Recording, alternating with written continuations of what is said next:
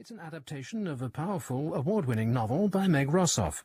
Set in the present, it's a story about terrorism, war, loss and love, seen through the uncompromising eyes of a teenage girl. Episode 1 of How I Live Now.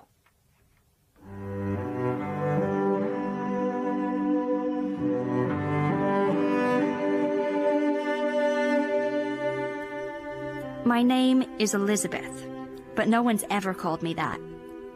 My father took one look at me when I was born and must have thought I had the face of someone dignified and sad, like an old-fashioned queen or a dead person. But what I turned out like is plain. Not much there to notice. Daisy! Daisy, get yourself down here! Dinner's ready! It's a shame, starting out your first day on the planet as a murderer. But there you go. I didn't have much choice at the time. She died to give you life. That's the party line on good old Mom. Which made people put on this sickening, pious kind of face and say, "Oh, I am sorry," like it was their fault for asking a perfectly normal question like, "Where's your mother?" Dad was one of those never mention her name again type of fathers, which, if you ask me, was extremely unpsychologically correct of him. Daisy, why can you never come down when I call you? Your dinner's getting cold. Dinner cooked by Davina the Diabolical. She would have liked to poison me slowly till I swelled up like a pig and died in agony. But I guess the plan flopped when I refused to eat anything. Come on, Daisy. Have some sauce with your pasta. Davina's made her special bolognese. Oh, it's delicious. Well, at least put some cheese on it, Daisy. You need to get some protein into you. I'm not hungry. You're so thin. Those skinny jeans are just hanging off you. They were tight when we bought them. Stop it, both of you. I don't feel like eating. I don't want to get fat like you. Daisy, she's not fat. She's pregnant.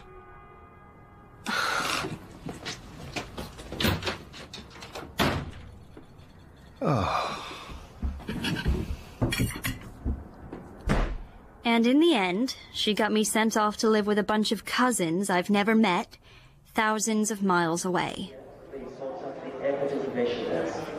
So I get off this plane at London Airport and look around for a middle-aged kind of woman who I've seen in pictures, who's my Aunt Pen. I'm looking and everyone's leaving, and there's no signal on my phone, and I'm thinking, oh great, I'm going to be abandoned at the airport. When I notice everyone's gone except this kid. Daisy! You must be Daisy. I'm Edmond.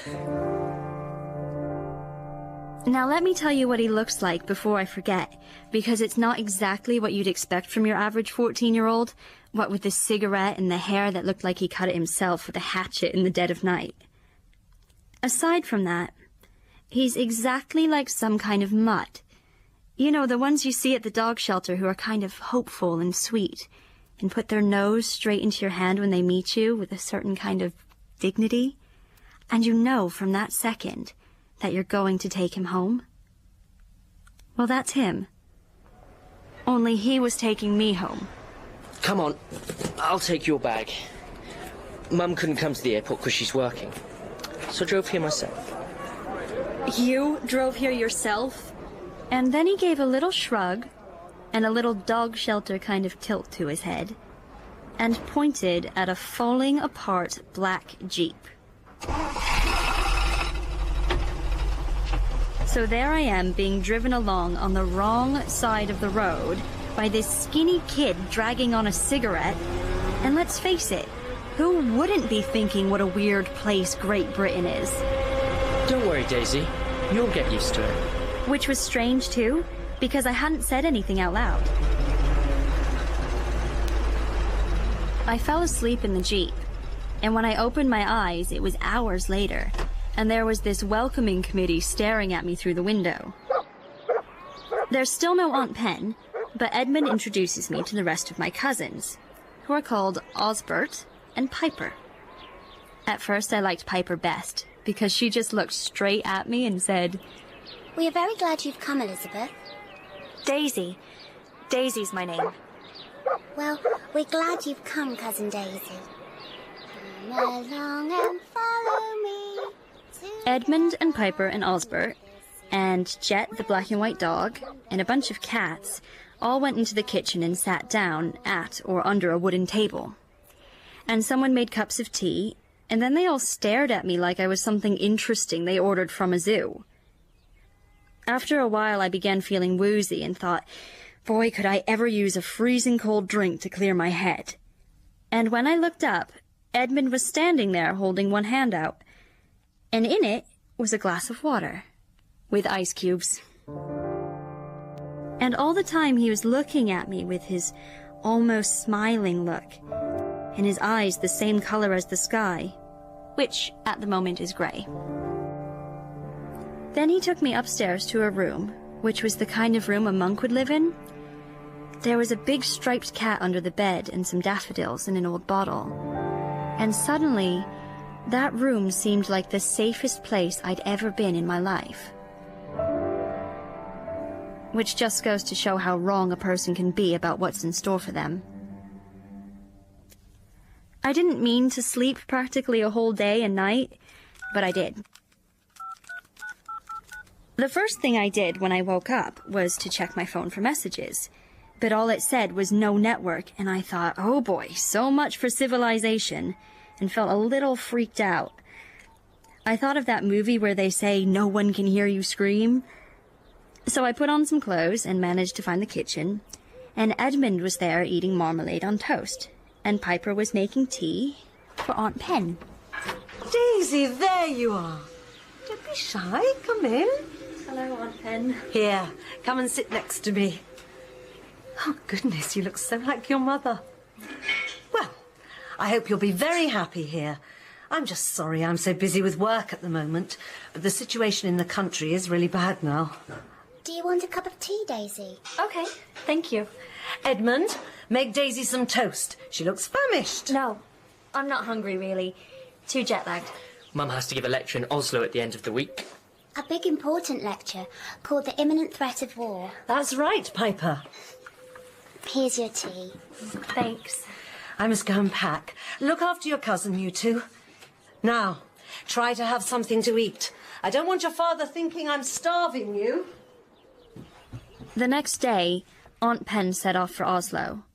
And we didn't think much about it except that we were in charge and pretty happy about it. We didn't get much of a chance to sit back and enjoy being orphans before things started happening. That same day, the first bomb went off. Everyone just sat glued to the television and the radio, and the telephone kept ringing asking us if we were okay. Public transport in much of the city was brought to a standstill. But given we were about 4 million miles from the epicenter, I'd say we stood a pretty good chance of surviving. How it did affect us was it made them close all the airports, which meant no one could get home for the foreseeable future, namely Aunt Pen. None of us quite dared say that having no parents at all was pretty cool, but you didn't have to be a mind reader to figure it out. Basically, we couldn't believe our luck. Piper, put it down. Of course, everyone was talking about food shortages and shutting down transport and calling up the able-bodied men, and basically all the gloom and doom stuff they could possibly think up in the limited time allotted. Bombs exploded. Well, I couldn't take much more of all the blah, blah, blah.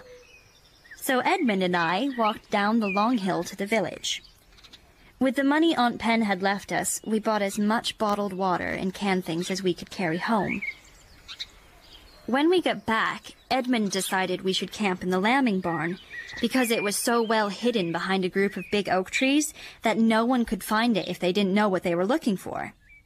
We figured if the enemy was going to come all the way down here, we'd better think of a way to make ourselves totally invisible. So Piper, Edmond, and I started dragging provisions and blankets and books up to the big old barn, which was comfortable and dry and had water for when it was used for lambing. Look, I found this. The Boy Scout Survival Handbook. I'm going to dig up worms and dry them on stones, and then we can grind them into powder. It'll make protein. We can add it to stews. Oh, Piper, that's gross. As none of us was short on protein except me, and I was used to it, we managed to convince her to save the worm powder for a rainy day. Then Edmond arrived from the house with a big straw bag full of cheese and ham and a fruitcake in a tin, and dried apricots, and a big bottle of apple juice, and a thick slab of plain chocolate. I told everyone I was too excited to eat anything. That seemed fine with everyone, except Edmond, who looked at me in his way. I noticed that once you realize someone's watching you, it's pretty hard not to find yourself watching them back. Afterwards, we made up one big bed in the hayloft by spreading blankets down, and we took off our shoes and got in together, still in our clothes. And though we kept a decent distance at first, eventually we just gave up and moved together because of the bats flying all around and the sound of the crickets, which can be very lonely, and the cold night, and the thought of all those dead people 1,000,000 miles away in London. It's okay. It's okay, it's only Jet. The dogs always stay up here during lambing. They're confused. They don't know why we're here. It's okay. The soft sound of his voice made me want to move closer to him, so I did, a little. And for a while, we just looked at each other without blinking or saying a word.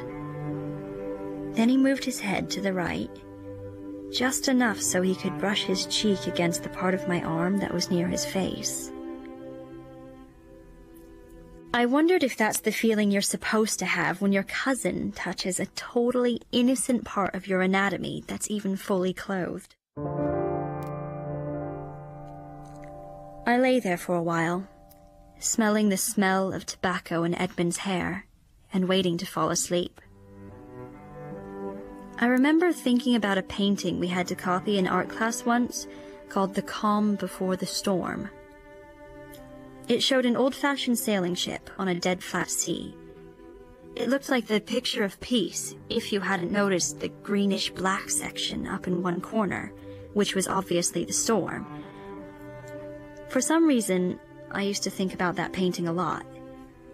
I guess because of the feeling you get when you know that something awful is going to happen, and no one in the painting does. And if you could only warn them, then the rest of their lives might be different.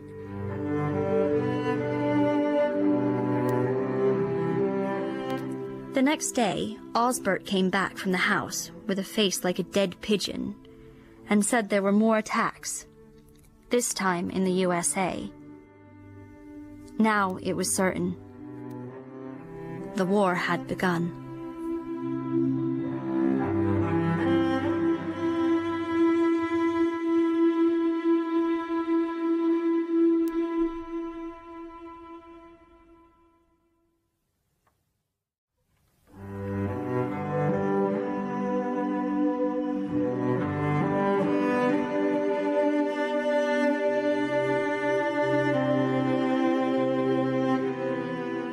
It was now 4 weeks since the war started. Pretty much every day we heard about more bombs. The airport stayed closed, and occasionally the electricity would sputter on and off, and there was no television to speak of. People who had friends or friends of friends who had managed to get phone calls or emails through said that London was occupied. There were tanks and soldiers in the streets, and fire and anarchy all around. And everyone was fighting over food and drinkable water. No matter how much you put on a sad expression and talked about how awful it was that all those people were killed, and what about democracy and the future, or our great nation, The fact that none of us kids said out loud was that we didn't really care. Most of the people who got killed were either old like our parents, so they'd had good lives already, or people who worked in banks and were pretty boring anyway, or other people we didn't know. Today, there was a knock on the door, and it turned out to be a man from the council with a clipboard. Hello, are your parents at home? Mummy's gone away. She went to Oslo to give a speech about the war. Now she can't get back. Oh, are there any other adults in the house? I'm required to register you. You see, it's likely that rationing will start in the next couple of days due to the current embargoes. I need to confirm the occupants of this house on this register. This is Daisy, our American cousin who's come to stay. I see. So there are no adults in the household? There's Osbert. He's almost a grown-up. He's up there in the field with the sheep. I'll file an official report and we'll take it from there. It's important you stay off the roads. Okay? Like hanging around on the roads was the world's best entertainment. Well, it was reassuring to know that local government was taking an interest. The visit didn't exactly cause any radical changes to our lifestyle.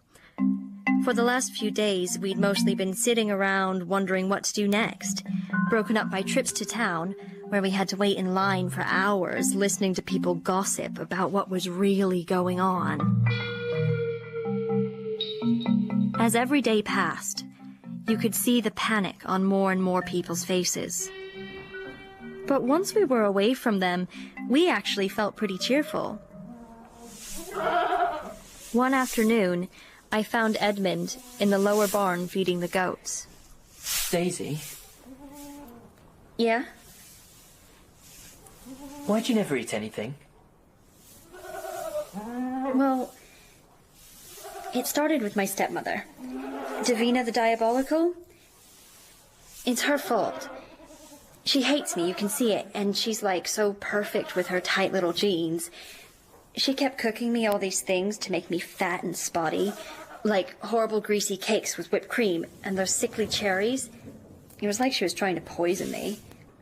And it really annoyed her if I didn't eat them. But don't you get hungry? It's a nice feeling, being hungry. A really nice feeling.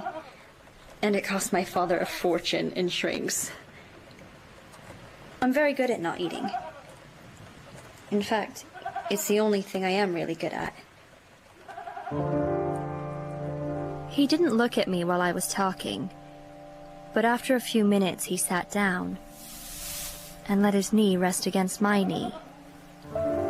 And I got another one of those feelings you're not supposed to get from your cousin. Do you ever think about dying? Yes. All the time. But mostly as a way of making other people feel guilty. We were quiet for the longest time, just listening to the rain, with his leg resting against mine, and a feeling flying between us in a crazy, jagged way, like a bird caught in a room. And he propped himself up on one elbow and looked at me with a little half smile, and then kissed me on the mouth so gently and sweetly.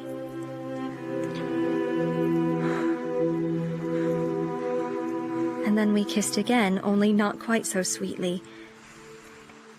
And after a little while of this, my brain and my body and every single inch of me that was alive was flooded with the feeling that I was starving. Starving for Edmond. And what a coincidence. That was the feeling I loved best in the world.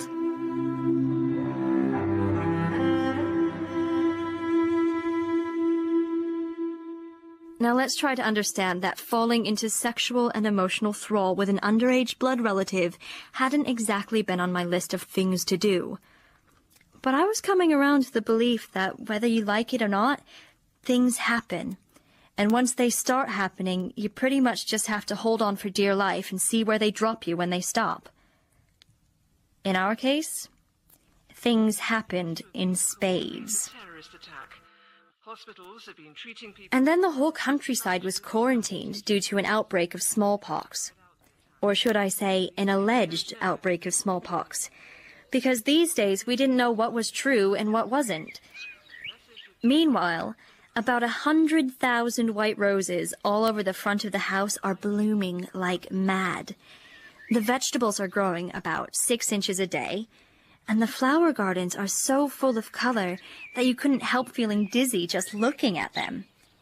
It was getting to be like Walt Disney on E outside the house, what with squirrels and hedgehogs and deer wandering around. Edmond and I would slip away to the tiny bedroom at the top of the house, or the big storage closet under the eaves, or one of about 1,000 places we'd found where we could try and try and try to get enough of each other. It was like some witch's curse, where the more we tried to stop being hungry, the more starving we got. Then we would sleep for a little while, and eventually reappear and try to act normal. Daisy, will you help me look for dandelion leaves? I don't want to go down the lane on my own. Oh, sure, Piper. Here, I'll carry the basket. Then we could do some weeding in the vegetable garden. Okay. All the sunshine meant there were vegetables earlier than there should have been. And given the dire straits we were supposedly in, there seemed to be lots of food. And of course, being me, now that there was a war on and rationing and all, I was in deprivation heaven. I tried eating a little more so Edmond would stop looking at me that way. And after a week or so, he even said I looked better, by which I'm sure he meant fatter. So I cut back. And when I looked in the mirror in the bathroom, all I could see was this big space between my legs where my thighs used to be. Jellyfish way to and fro at the cupfish ball. Daisy, I've got something to ask you. Okay, Piper. What is it? It's really serious. Ask away. Are you in love with Edmond?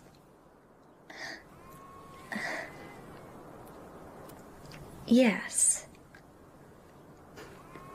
Well, I'm glad you love him. Because I do too. Oh, Piper. Can I sleep in your bed tonight? Of course you can. We lay close together in the narrow bed, and I wondered if maybe she missed her mother. Then around halfway through the night, Edmond came in, saying he was lonely, and he lay down too, only facing in the other direction, since it was the only way he could fit. And then around sunrise, Osbert wandered in too, wondering where everyone had gone. When he saw us, he just smiled a little, and went down to the kitchen and brought up the big brown teapot and some mugs on a tray. And we all piled together on the bed on top of each other like puppies, and drank our tea, while the sun streamed in thick and yellow through the window. It looks like it's going to be hot. Let's go down to the river for a swim. So we collected our towels and blankets, and then with a feeling of getting a day off from school, which may have been totally weird, but was how we felt, we set off. We walked along the edge of the most beautiful meadow you've ever seen. So full of poppies and buttercups and daisies and wild roses and hundreds of other flowers I didn't recognize, that if you squinted at it from low down, it looked like a blizzard of color. Next to the river was an old apple tree, and Piper and I laid out blankets under it while the boys threw off their clothes and leapt into the water. Ugh! Come in, you two, or else! Come on, Daisy.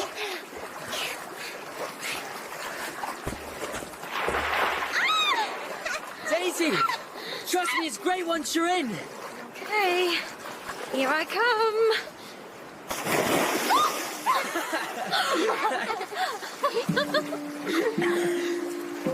The feeling of the cold water and the hot sun and having the river flow over your skin like a dolphin wasn't something I had enough words to describe, but was the kind of feeling you never forget. Then we all got out of the water, and Edmond lay down a few inches away from me on the blanket and lit a cigarette and closed his eyes. And after a minute or two, I could feel the heat from his body flowing into mine. And then Piper came over with both hands full of petals and threw them up in the air so they drifted down over us both. What was that for? For love. Oh, Piper.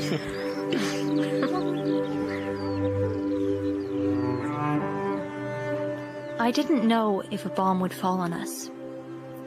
I didn't know if we would get an infection and die. The only thing I knew for certain was that all around me was more life than I'd ever experienced in all the years I'd been on Earth. And that as long as I was with Edmond, I was safe.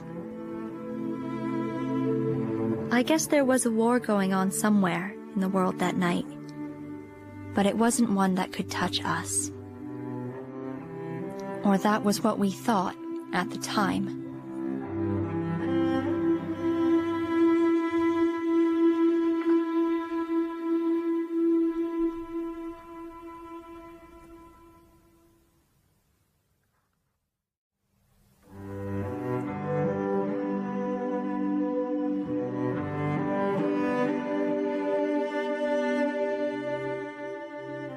It would be much easier to tell this story if it were all about a chaste and perfect love between two children against the world at an extreme time in history.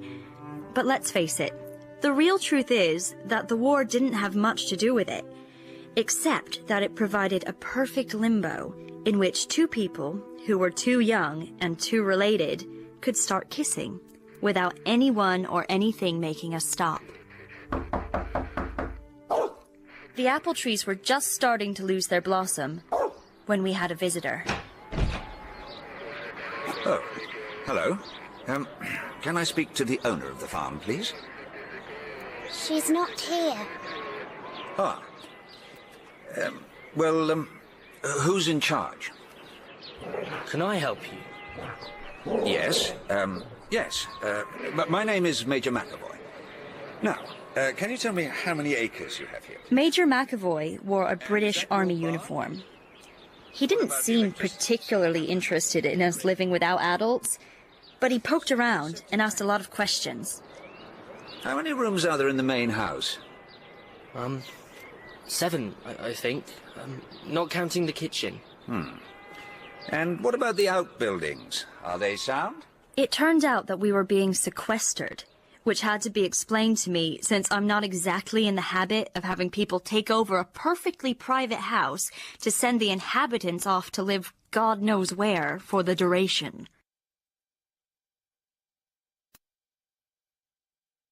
Words.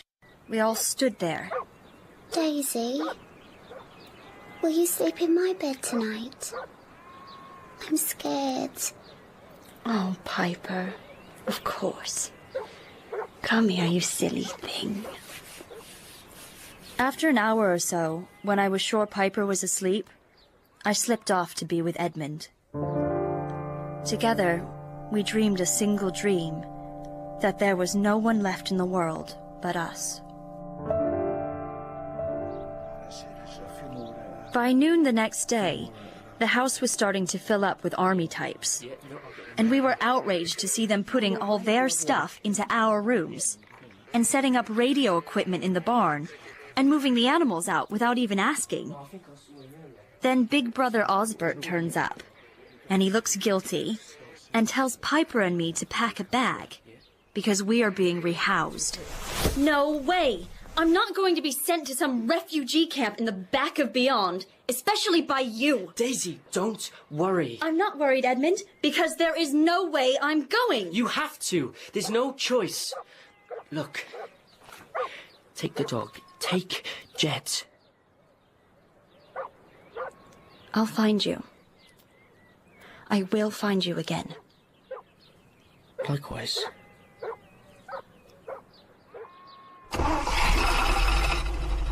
I took Piper by the hand and smiled the bravest smile I ever smiled. And it was real, even though it might not have been 100% sane. And it worked a little, because Piper smiled back at me and hugged Jet and sang her angel song quietly under her breath. We went for miles and miles, and I tried to look at the road signs and follow where we were going, but it was pretty confusing. Some things that made the biggest impression were the things that were almost normal, but not quite. Like the fact that no one seemed to be outside, even though it was a beautiful sunny day. And then sometimes, there were tanks. Mostly just sitting by the side of the road with someone's head and arms sticking out the top, smoking and holding onto a gun. ID, please. About every 2 or 3 miles, we passed through checkpoints, where our driver had to stop and show papers to a bunch of guys with machine guns who didn't speak fabulous English, and I thought, oh my god, so there is an enemy after all. Okay, go. They all seemed bored rather than scary. The place we arrived at was a newish brick house just outside a village. Hello there. I'm Jane McAvoy. Welcome. Now, which one of you is Piper? That's me. Are we going to live here now? Yes, my dear, you are. And you must be Daisy. My goodness, you're thin for a girl your age. Look how your clothes are hanging off you. I'm just fine, really. Let's show you where you're going to sleep, and then I'll find you something to eat. You can both have Sam's room. That's my son. He's away at school. I haven't heard from him since all this started. I saw that under all that cheery stuff, Mrs. McAvoy looked desperately sad. And her face was kind of blotchy, like she'd done a lot of crying lately. There you are. Now, children, unpack your things, wash your hands, and come downstairs. Dinner will be ready in 10 minutes. Do we have to stay here? I guess we do, for now. But when we're settled, we'll make a plan for getting back together with the others. Look at all the posters of girls on the walls. And Piper and I just burst out laughing, because we'd got so used to being in a world without any sign of adults. So Piper and I lived with the McAvoys, like people living someone else's life. And because we were part of an army family, we got a much clearer idea of what was happening in the country.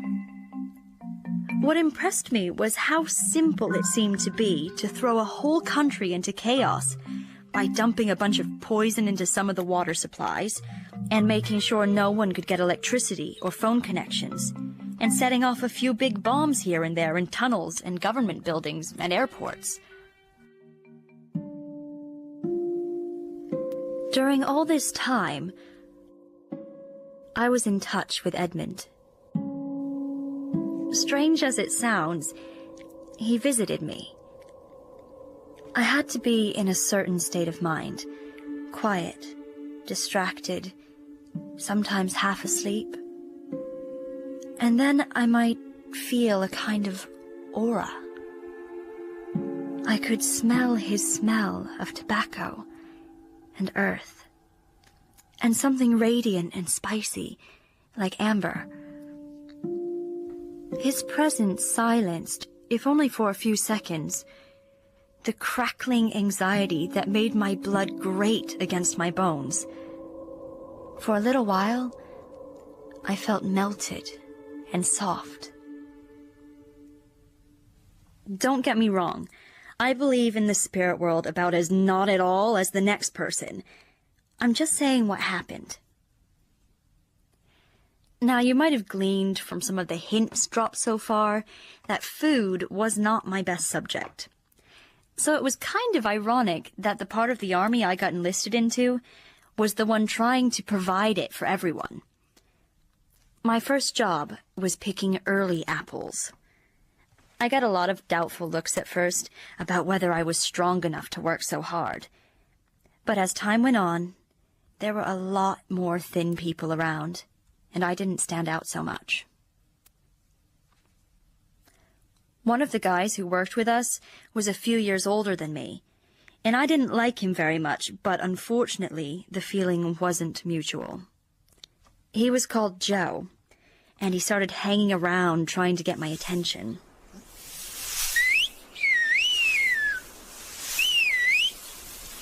Daisy! What was it like actually living in New York? Did you meet Jennifer Aniston? If you weren't so skinny, you'd look a bit like her.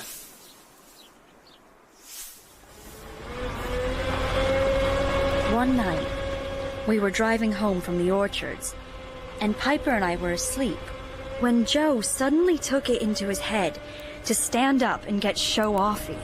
Hey! Daisy! Look at me! Woo!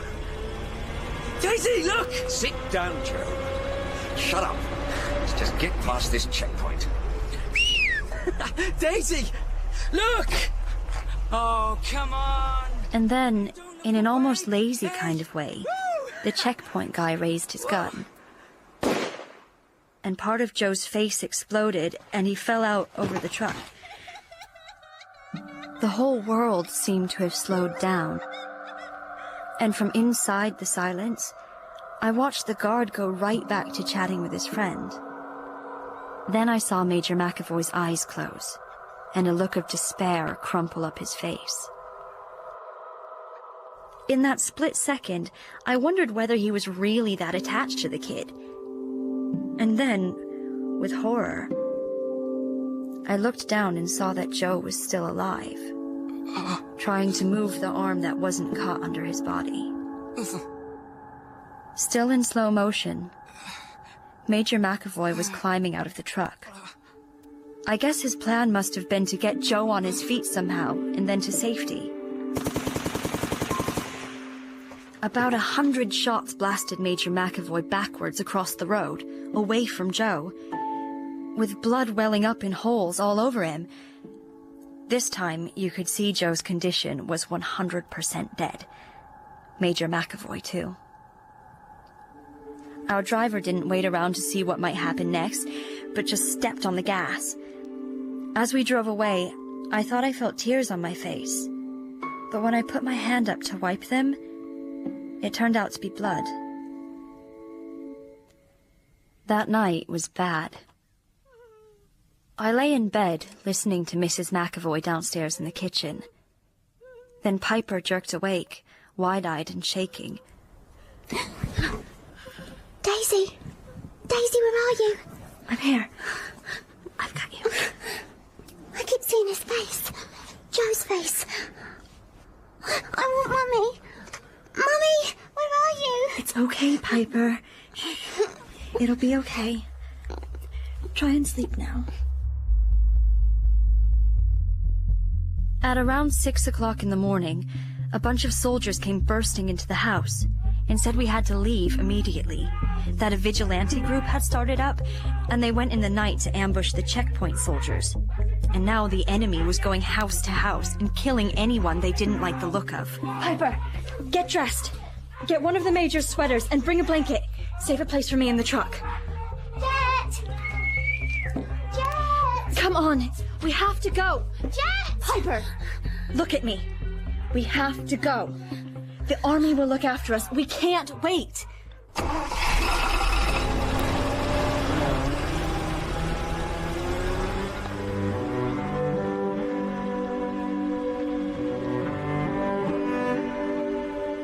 We all sat dazed and speechless in the truck.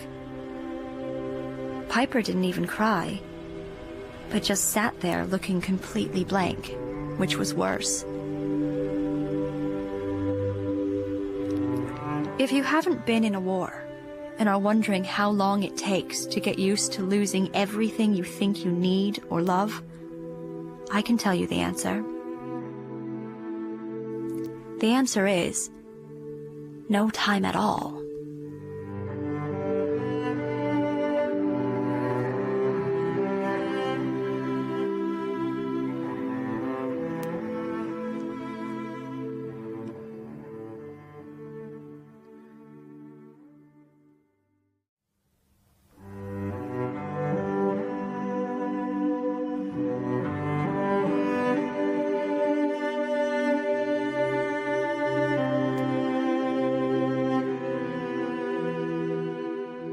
It was strange, sleeping in the barn with all those soldiers.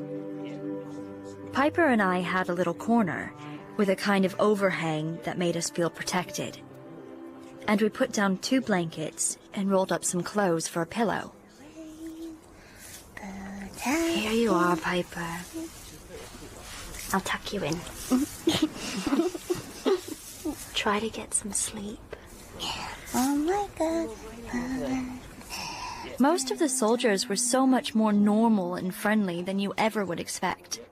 I guess they were just regular people who probably never thought they'd get drafted when they signed up as part-timers. But now these were the only military types left in the country. Until the British forces could get organized again after all the bombs and the chaos of no electricity or phone connections and the poison in the water supplies. Come on, you boys, come through. Daisy! Daisy, wake up! Something's happening. At about 4 in the morning, we woke up to the noise of a lot of scuffling and shouting. Quick, get out of here! As we ran towards the stable door, one of the soldiers thrust a package into my hands. Here, you'll need this. Now get out of here as fast as you can. And we ran and ran and ran until I thought my sides were going to rip open from the pain. And I kept tripping because there was no moon, and it was blacker than black. Come on, Piper. We've got to keep going while it's dark. And we can find some place to hide. Where are we going? We're going to join the others. They must be back at home by now. Back at the farmhouse. Once the sun comes up, we'll look for a place to bivouac. Daisy, you're turning into a Girl Scout. Come on. At dawn, we decided to stop and rest. The package the soldier gave us was getting heavier by the minute, so I was glad to put it down and figure out how to untie the covering. Inside were all the things we probably should have thought of taking along with us and hadn't, like a map and plastic bottle full of water and some flatbread and a pretty big piece of cheese, some salami, matches, a little metal bowl, and a gun. We drank some of the water and ate some bread, and with the sun getting hot, we lay down in the grass for a rest. I lay there for a while, listening to Edmond's voice in my head. And it was calm and familiar, and a little bit wistful. In the blazing sunshine, we walked and walked and walked, past another burned house, past a child's shoe abandoned on the path. We didn't see anybody, but there were signs they'd been there. Discarded clothing, paper, a dead cat. At the next crossroads, we saw a road sign. I was so excited at getting a bearing that my hands were shaking almost too much to open the map. Here, let me look. I can't believe I'm trying to do this. I'm a New Yorker, for God's sake, Piper. I can't even find a clean pair of underpants in a chest of drawers, let alone some microscopic speck on a map. What the hell am I trying to do? Daisy, please don't cry. Think what Edmond would say. He won't give up. What's that noise? I can't hear anything. It's the river. I'm sure it's the river. Come on! We left all our stuff and ran down the path. And sure enough, about 100 yards further down, it came to the river. And when we looked at the map, we were pretty sure it was our river. The river that went by the farmhouse. I'm gonna take a bath. Try and get some of this dirt off. Me too. It wasn't particularly warm, but we got undressed and dipped ourselves in the water. Ready? Hold hands.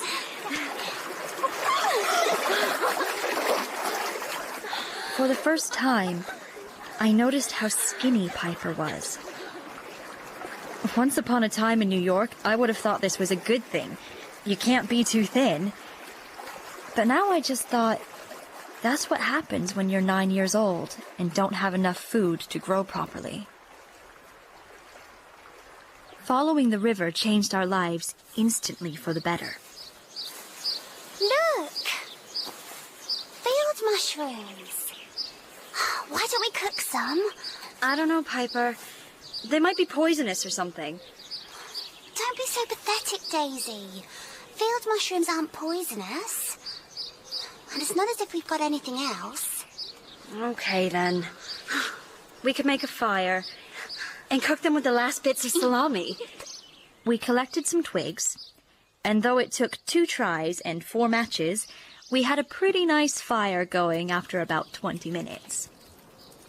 You wouldn't believe how something you found in a field could taste so good, especially with the little pieces of salami. All this time, I've been starving. So have I. No, you haven't. Not like me. Piper, I've been starving myself for years. I've actually been starving myself to death. Come on. We'd better put out the fire and get some sleep, so we can be strong for the walk tomorrow. About 2 or 3 hours after we fell asleep, I woke up to find Piper sitting up next to me, wide awake, with a look of naked terror on her face. Piper? Piper, It's okay, Piper? Stop. Stop. No. Stop. We have to help. Stop. No, we have to help them.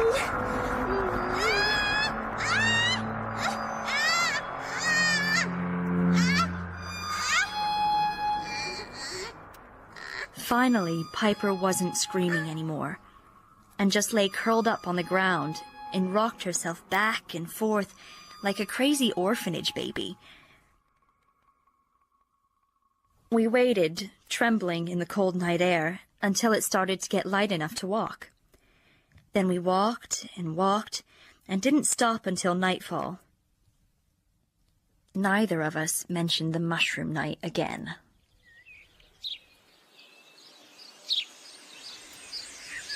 From the map, it looked like we were less than a mile from our old farmhouse. Hundreds of birds were zooming in and out of the hedge, singing and squawking, and probably wondering what we were doing here since the wild world had been mostly theirs for months now. Finally, we came around a bend and saw the main barn. Still no sign of life. And now all I wanted to do was run away as fast as I could. You didn't need to be a child genius to get the feeling that those birds were circling around for a reason, Put yourself in our shoes for a minute. Walking into this deserted place when it should be filled with animals and people and life. But what you find is nothing. No sign of people. Nothing moving except the big black birds in the air and legions of crows standing absolutely still, watching us. And then we see the foxes. My first thought was that they were beautiful, sleek and well-fed and vivid orangey red. It didn't occur to me till second thoughts to wonder why there were so many of them and why they didn't run away. Well, why would they? It was paradise. Dead things everywhere. Having come this far, I didn't know how not to keep going. And then a kind of coldness came over me. And no matter what I discovered, I wasn't going to scream or cry or anything. There were loads of bodies, 17 in all that I could see. One by one I approached them, nice and methodical, saw how dead each one was, and sometimes how young. And one by one, each turned out not to be the person I most feared it would be. We didn't speak all that night, but I held Piper's hand, telling her in my heart over and over again that I loved her. Through the blood beating in my veins and running down through my hand and into her fingers. Next morning, we got to the farmhouse where we used to live. There were no signs of life, no signs of death either. I'm going in to see if there's anyone there. I want to come with you. No. You stay here behind the hedge. I'll signal if it's okay. There were no messages, no notes, nothing to tell us where to find Edmond. Most of the furniture was shoved into the corners of rooms, or turned upside down, and there were broken dishes everywhere. In the hall, I looked in the big mirror, which was a mistake because for a minute, I didn't recognize the person I saw there, including how thin I looked. As thin as I had always wanted to look, but not now. One funny thing was that I didn't look that much different from the day I arrived in England, but the difference was that now I ate what I could. Somewhere along the line, I'd lost the will not to eat. Partly I wouldn't be good old Daisy if I didn't get my appetite back just when everyone else in the world was learning how to starve. Jet! Jet, it's you! Daisy, look! He's so skinny. But he's okay. Oh, you lovely boy. I knew he'd wait for us. But look how dirty he is. Jet, you poor thing. Your fur's all matted. Let's clean you up. I spent the next few weeks scrubbing dirt off walls and plates and rugs, putting things back where they belonged. Sometimes I just sat in Edmond's room, hoping something would happen. Sometimes I put on his clothes and drifted around the house, looking for something, but I didn't know what. Daisy? Daisy, can you hear that? What? It's the phone! The phone, stupid! Aren't you going to answer it? Oh my God. Hello? Hello? It's Daisy. I can't hear you. Daddy? Daddy? Is that you?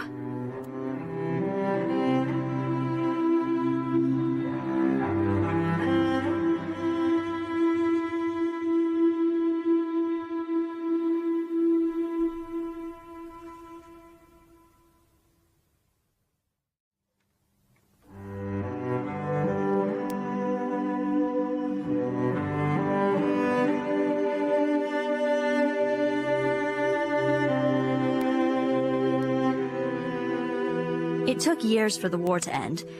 The occupation itself lasted less than 9 months. By Christmas that first year, it was over. By then, I was back in New York City, not because I wanted to be, but because I was half dragged and half deported. I ended up in a hospital, where they kept me for months after I arrived back in New York. For weeks, I stared at the wall, stunned, silent. I was frozen rigid with anger and grief. I was still very, very thin. When I looked in the mirror, I could see that, for the first time. But I was able to start eating. For the first time, I wanted to eat. I was dying, of course, but then we all are. Every day, in perfect increments, I was dying of loss. Of Edmond's hair, rough and springy. The sweet, doggy tilt of his head. His smell.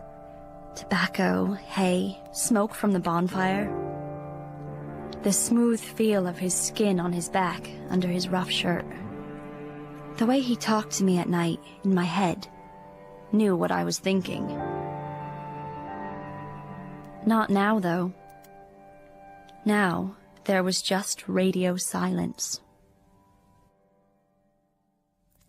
The worst part about those years wasn't the hospital, or the solitude, or the war, or even being away from Edmond. It was the not knowing.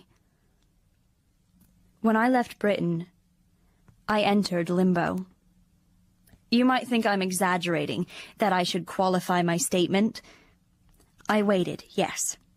But I also took a job, read books, spent days in air raid shelters. But the truth is that nothing distracted me from waiting. The time simply passed.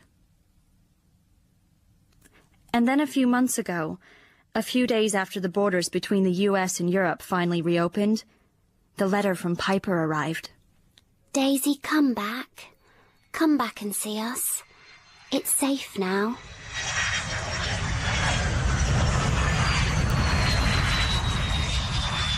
When the plane finally did touch down, I half expected and half prayed that somehow a miracle would happen.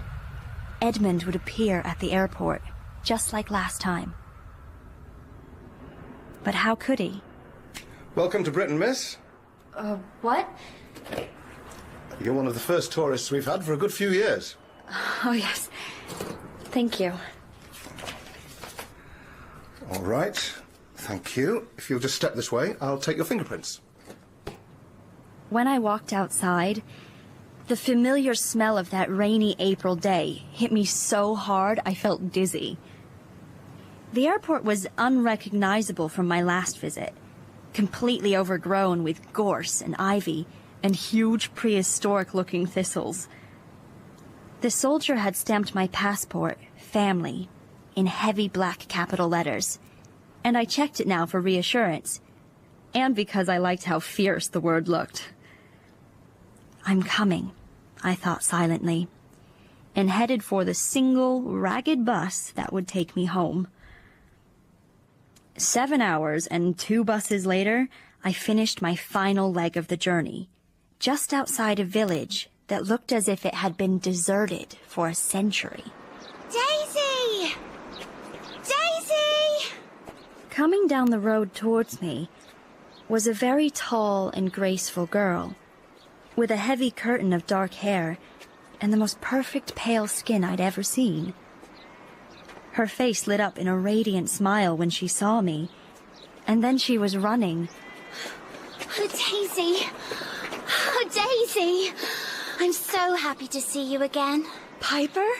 Is it really you?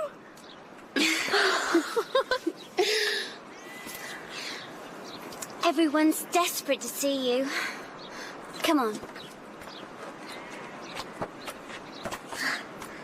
What's happened to all the roads? They've all been broken up. You couldn't get a car down here if you tried. No. Only the army jeeps can get through. Or my old push bike. That old thing? I can't believe you still have that. And we walked home in the still spring sunshine, alongside the flowering, overgrown hedgerows, past the apple trees in blossom and the fields gone to seed, up the hill.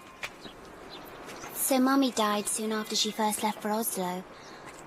But it took us 2 years to find out. She was shot, trying to get back into the country. Oh, Piper. Trying to get to us. And there were snipers everywhere. And you couldn't tell whose side they were on. They didn't even know themselves half the time. You could ask 1,000 people on 7 continents what it was all about, and you wouldn't get the same answer twice. But you could bet the same words would come up. Oil, money, land, sanctions, democracy. Mm-hmm. So what happened after you found out Aunt Pen died? Well, we just stayed on the farm. We're self-sufficient now. We've got goats and cows and pigs and chickens and huge vegetable gardens. We walked the last few hundred yards uphill in silence. And as we approached the drive, I could see the honey-colored stone of the house. My hand tightened around Piper's, and my heart stuttered, contracting so hard on each beat that the blood whooshed in my ears. Come on, Daisy. Let's go see Edmond. All those years, my fantasies had been as constant as I was. Edmond and me. Living some sort of life. That was it. I never bothered filling in the details. The details didn't matter. The day was warm, and Edmond was outdoors, sitting carefully upright on a lawn chair, his eyes half closed. He sat facing away from us, and Piper went and knelt in front of him. Edmond?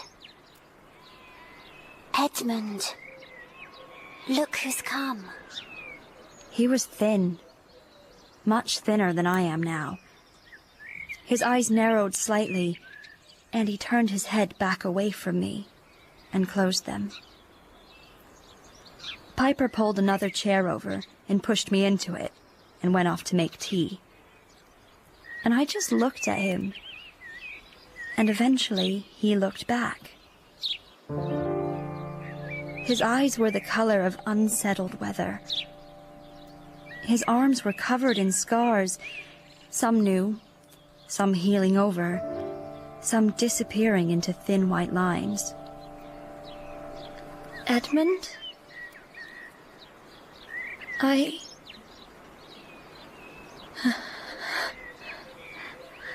I sat there, not knowing what to do. I wanted to touch him, but when he opened his eyes again, the expression in them was poison. Here. Tea's ready, Daisy. Do you want milk in yours? No, thanks. I turned and looked at the garden. It was meticulously tended. On the warm stone walls, climbing roses were just coming into bloom, and great twisted branches of honeysuckle and clematis wrestled each other. Underneath, the huge frilled lips of giant tulips had splayed open, exposing obscene black centers. I suddenly recognized something in the garden that wasn't beauty. Passion, maybe, and something else. Rage. It was Edmond, I thought. I recognized him in those plants. I turned back and met his eyes. They were hard and angry and unyielding. Talk to him. I can't. Why else did you come? He won't listen. He is listening. He can't help listening. It's what caused all the trouble for him in the first place. If he's listening so bloody hard, why can't he hear that the only way I've managed to survive every day for all these years is because of him? He does know. He's just forgotten how to believe it. Keep telling him. Listen to me, you bastard! Listen to me!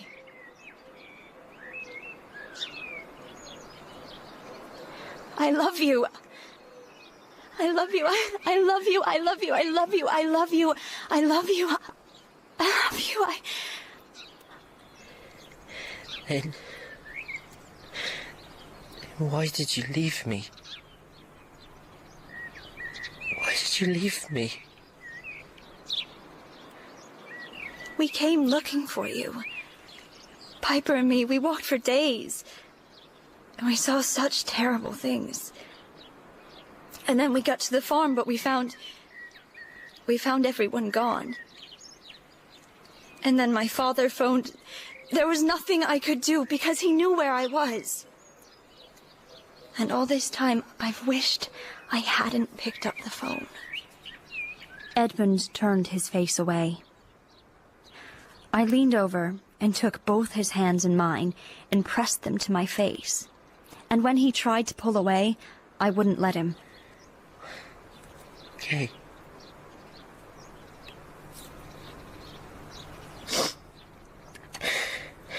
Okay. And that was it. Okay. And then he freed his hands and took mine. Suddenly, I knew something with terrifying clarity. I knew Edmond had witnessed the massacre, seen the people murdered in cold blood, the men and women and the children dying. I know that he will never silence those unspeakable voices. He heard how people killed and how they died, and their voices infected him. He didn't know how to turn off the noise or turn the hate back out on the world like the rest of us. He turned it on himself. You can see that from the scars on him. I have no idea how damaged Edmond is. I just know that he needs peace and he needs to be loved. And both these things I can do. So now I'm here with him, and all the hard work of running a farm and staying alive in a country deformed and misshapen by war. I know exactly where I belong. Here. With Edmond. And that's how I live now.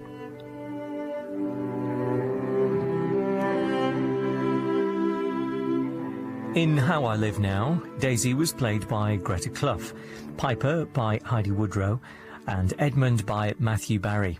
Daisy's father was played by Brendan Charlson, Aunt Pen by Erica Arian, Major McAvoy by Richard Mitchley, Mrs. McAvoy by Sharon Morgan, and Joe by Gareth Warren.